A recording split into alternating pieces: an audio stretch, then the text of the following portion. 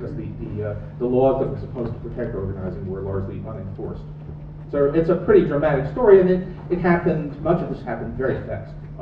A remarkably large share both of the increase in inequality and of the decline of the labor movement in the United States took place just during the 8 years that Ronald Reagan was president. So it's a very dramatic change in America. Now, you might ask, well, where did this political change come from?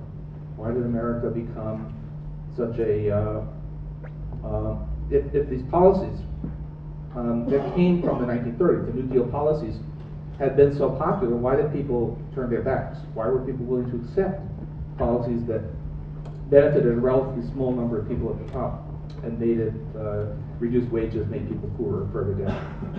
And the answer, now that's an interesting thing, we have a lot of discussion of this, and people talk about national security, the sense that the right was better at protecting America. We talk about social values, the religion, abortion, and those things always play a role. So as I like to say, George Bush won the election in 2004 by portraying himself as the America's defender against gay married terrorists. But if you look at if you look hard at the voting data, and I'm a consumer of this. We have, particularly of my Princeton colleague Larry Bartels in the politics department. One thing stands out. Actually, all of these issues about moral values, national security, they play a role in individual elections. But if you try to understand why, on a sustained basis, American political life changed so much, it actually comes down to one thing, which is race.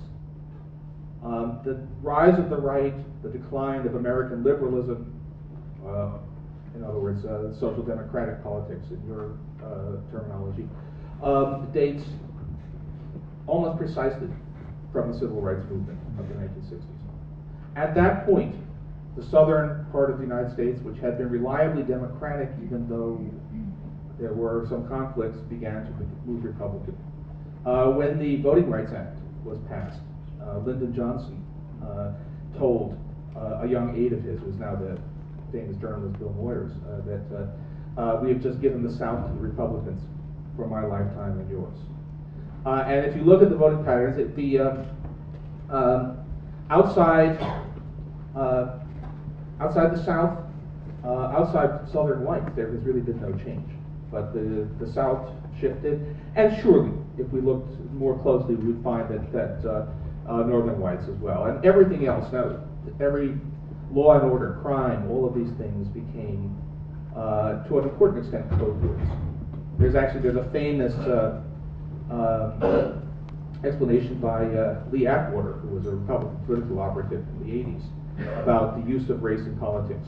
He gave a very candid interview in which he described, he said, you started by saying nigger, nigger, nigger, and by the 80s you talked about taxes and welfare, but it was still all code for the same thing.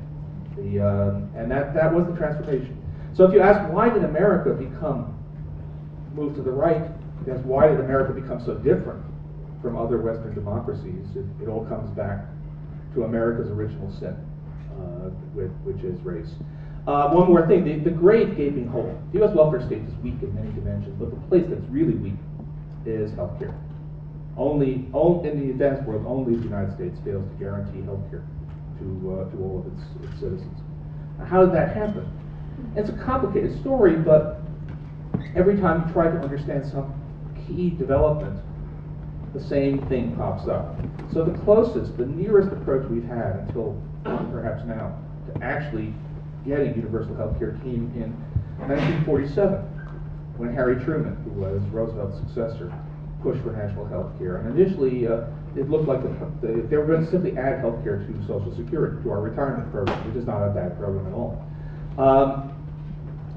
It was defeated, failed, and it failed because of a coalition between doctors, who thought it would be bad for their incomes, and southern white politicians, who were afraid that national health care would force them to integrate their hospitals. So again and again in American life, you find the race playing a crucial thing. Okay, so I wrote this book that was published a year ago, which was actually very hopeful. That this era is coming to an end. That we were in fact getting ready for a New Deal. And why would I think that? Well, there are a number of issues politically to look at. On many, if you look at people's opinion on issues, whether it's the role of government in healthcare, the desirability of some government support, ensuring that people have decent incomes, the country has actually moved substantially to the left. It's moved in a more liberal in the U.S. Senate direction over the past 15 years. But what really changed, and what I thought would transform the political scene, was the declining significance of race in U.S. politics. This is not an original insight, but let me say that there's a less uplifting and a more uplifting way to talk about that in America. The less uplifting is, although still valid, is the simple change in demography. The United States is becoming a more diverse country, a less white country, if you like, with growing numbers of new immigrant populations and children of new immigrants. So we're becoming a country in which the Hispanic vote is very important, in which the Asian vote is fairly important, and that means that the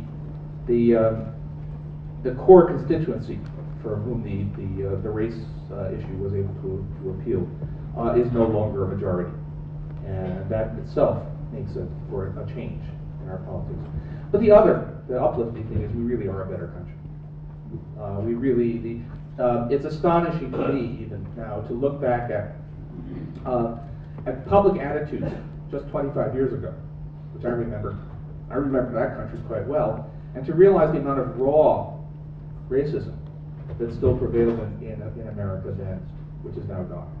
Not gone completely, of course, but the rawness is gone. That to take even the most, not directly a political issue, but revealing, interracial marriage.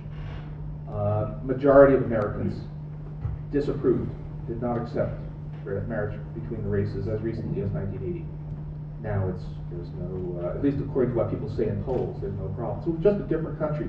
When I wrote Conscience of a Liberal, my demonstration of the change in American politics was what I thought was the best example one could possibly have of how much more tolerant and a better country we become, was a race for the Senate in 2006 in Virginia, traditionally a southern state,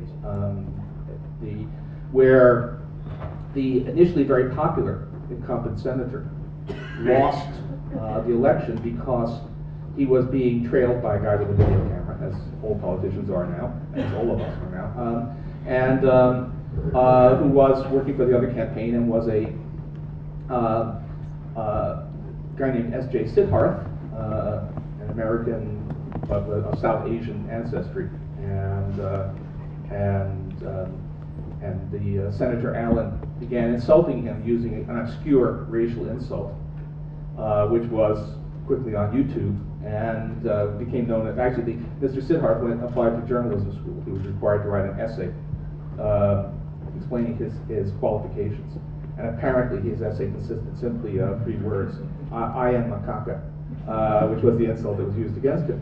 So I thought that was the ultimate demonstration, because the fact of the matter is that in Virginia, 20 years ago, that wouldn't have hurt a politician at all.